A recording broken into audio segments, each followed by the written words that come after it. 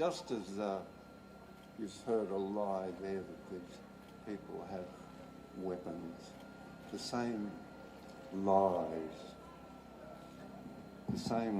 are spread about Julian over and over again for 10 years. It's 11 years now that he's been banged up. Julian has 2 young children.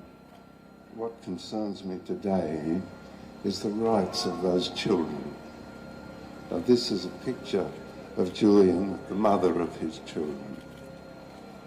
Julian hasn't seen those children for 6 months. They were able to visit the other day. They weren't allowed to embrace their father under the regulation that if they touched each other, Julian would have to spend 2 weeks in self-isolation, in quarantine, in jail, as if the circumstances are not dire enough. Now, that's a maximum security jail. There's 2 prisoners in there that aren't murderers or terrorists, grievous bodily harm rapists. Those 2, one of them is Julian Assange. Okay. The next point I'd like to make is that the enfeeblement of the administration of law in the United Kingdom, this abuse trial, you know, a due process requires that each side be equally armed. In the case of Julian, they glued down the keys of his computer, so it's a read-only computer. The USB port is closed. There's 100,000 pages of testimony and detail for Julian to go through. 6 months since he's seen his lawyers. So that the insistence, the malice that constantly falls like a Niagara upon Julian is just appalling and indicates to us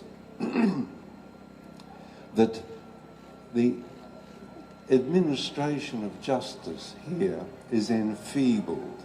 The next point I'd like to make is that snatching an Australian citizen, a publisher publishing in the United Kingdom, with snatching Julian out of the United Kingdom enfeebles completely the United Kingdom as a nation. It can't defend itself. The attitude of the United States to the United Kingdom is just do as you're told. That's it. Do as you're told. The shabby appearance right throughout Europe of the Swedish administration of justice has now come to England and the United Kingdom. So you, us, fighting for Julian is a self-benefit. We insist upon the fair administration of law, and we insist that our national boundaries be respected, and that will save Julian. Thank you.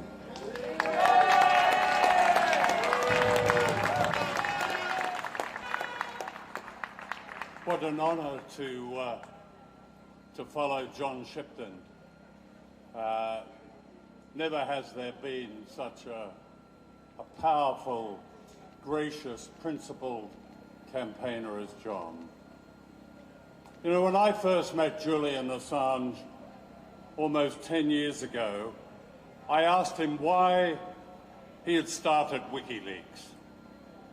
And he replied, "Transparency and accountability are moral issues that must be the essence of public life and journalism," unquote.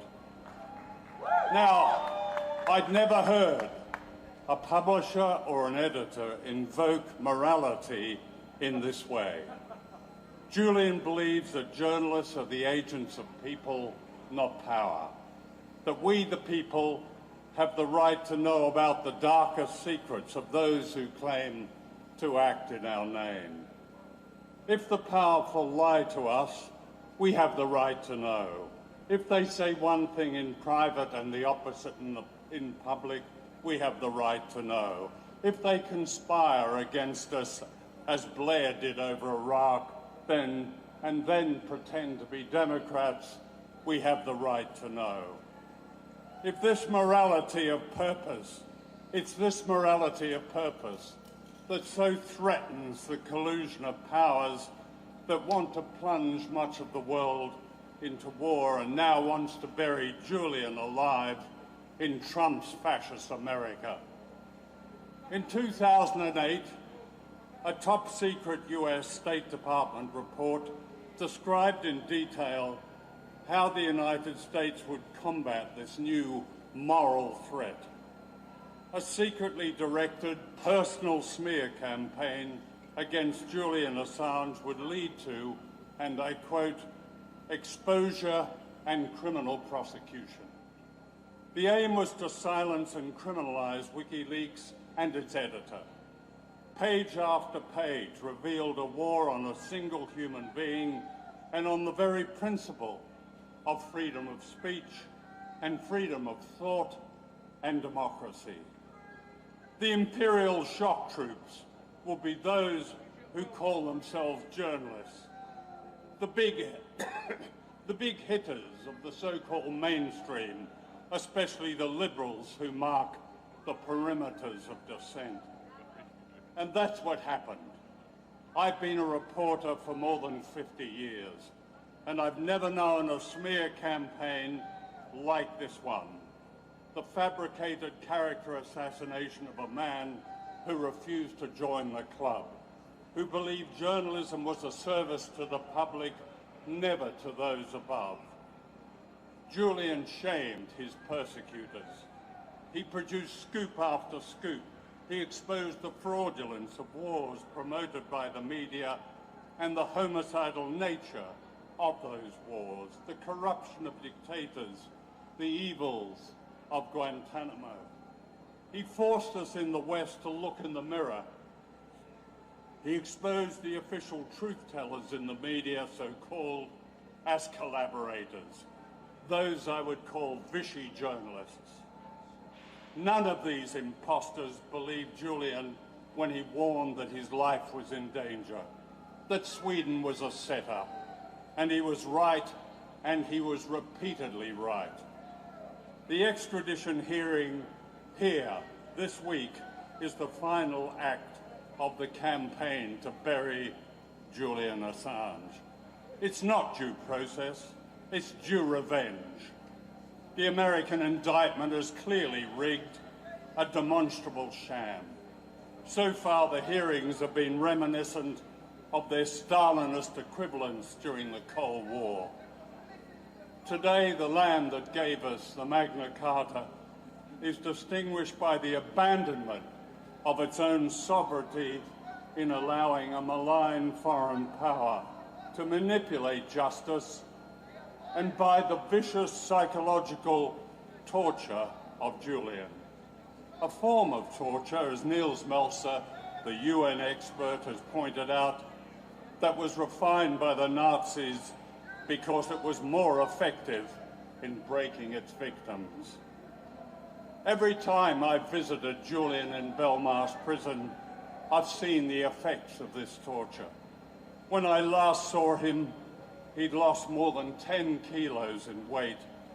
Incredibly, his wicked sense of humour was still intact. As for Julian's homeland, Australia, Australia has displayed only a cringing cowardice as it has secretly colluded with a lawless power against its own citizen who ought to be celebrated as a national hero. It's said that whatever happens to Julian in the coming weeks will diminish freedom of the press. But which press? The Guardian, the BBC, the New York Times, the Jeff Bezos Washington Post? No, the journalists in these organisations can breathe freely.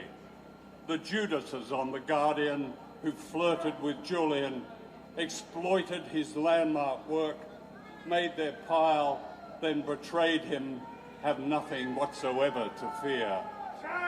They are safe because they are needed.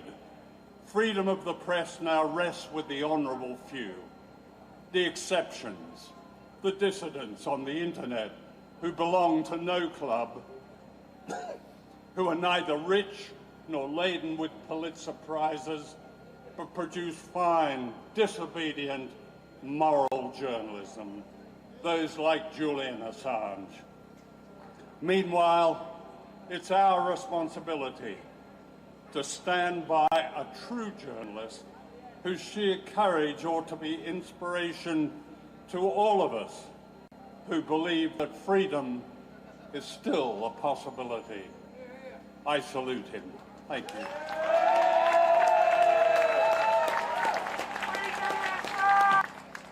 Thank you, colleagues. I speak here today both on behalf of my union and on behalf of the International Federation of Journalists, who have been unequivocal in their demands that this extradition hearing be dropped immediately. What a vintage day it was yesterday for Conservative Party hypocrisy, when government ministers and prominent backbenchers tied themselves in knots to condemn the attack on freedom of the press represented by a small number of people disturbing the distribution of the Sun newspaper, while at the same time ignoring and thereby being complicit with the most vicious and dangerous attack on freedom of expression that is taking place here today. In February, we spent a week listening to complex and convoluted legal arguments about the nature of this extradition, but really what stands at its core is very simple indeed. Do we have a right to know? Do we have a right to know when murder is committed in our name? Do we have a right to know when countries are secretly bombed with drones in our name? Do we have a right to know when institutional policies are put in place to torture prisoners? I say that we do, and that if Assange is extradited, that freedom will be fatally damaged.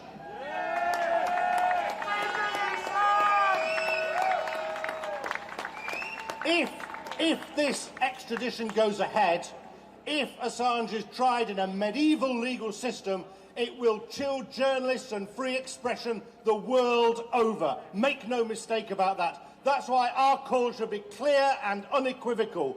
End these proceedings now, free Julian Assange and defend free expression wherever it's threatened.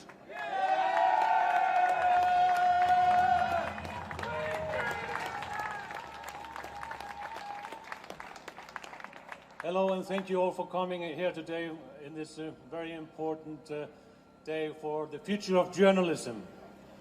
I was asked a little earlier, are you hopeful? Am I hopeful for justice? I am hesitant to be hopeful, but hope is not enough.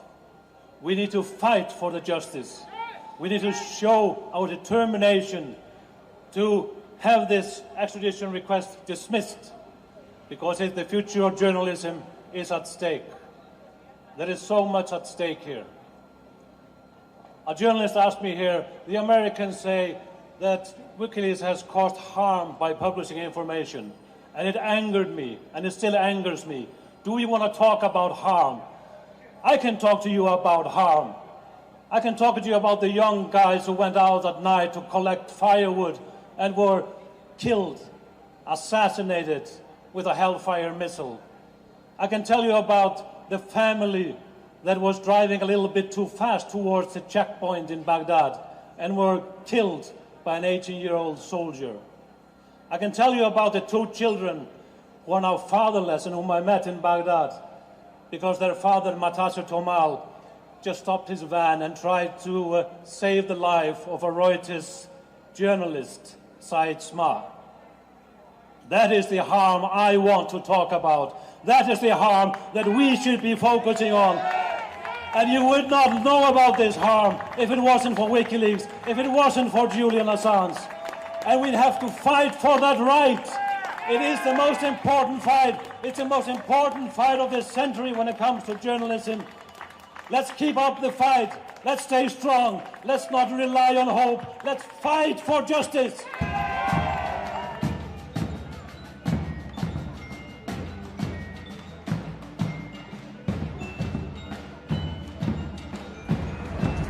We're here from Reporters Without Borders outside number 10 Downing Street in London, where this morning we attempted to deliver a petition alongside Julian Assange's partner Stella Morris to our government, calling on them not to extradite Julian Assange to the United States.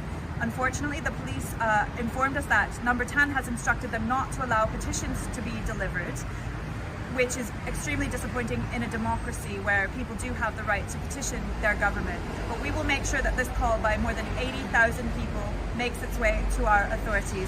We will continue to monitor the extradition hearing that resumed this morning at the Central Criminal Court, and we continue to call for Julian Assange to be released, for all charges against him to be dropped, and for him not to be extradited to the United States.